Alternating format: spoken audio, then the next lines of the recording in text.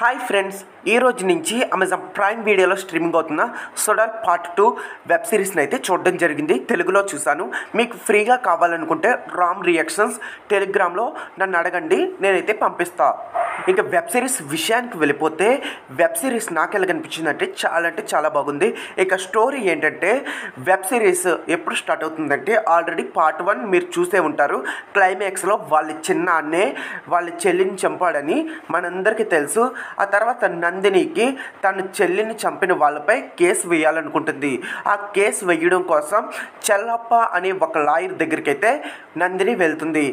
నందిని మరియు అతని ఫ్రెండ్ అయిన సక్కారి చెల్లప్పని కలవడానికి లాయర్ చెల్లప్ప ఉన్న గ్రామానికి అయితే వెళ్తారు. కానీ ఇంతలోనే చెల్లప్ప అకస్మాత్తుగా చనిపోయి ఉంటాడు.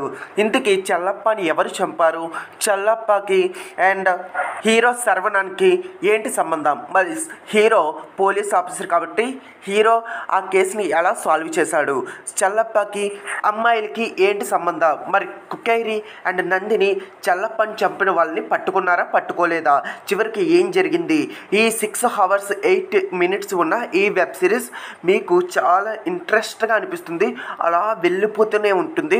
ఇక నాకు ఈ వెబ్ సిరీస్లో లాస్ట్ ఎపిసోడ్ మాత్రం అంటే 8 ఎపిసోడ్ మాత్రం ఎక్కువగా నచ్చింది.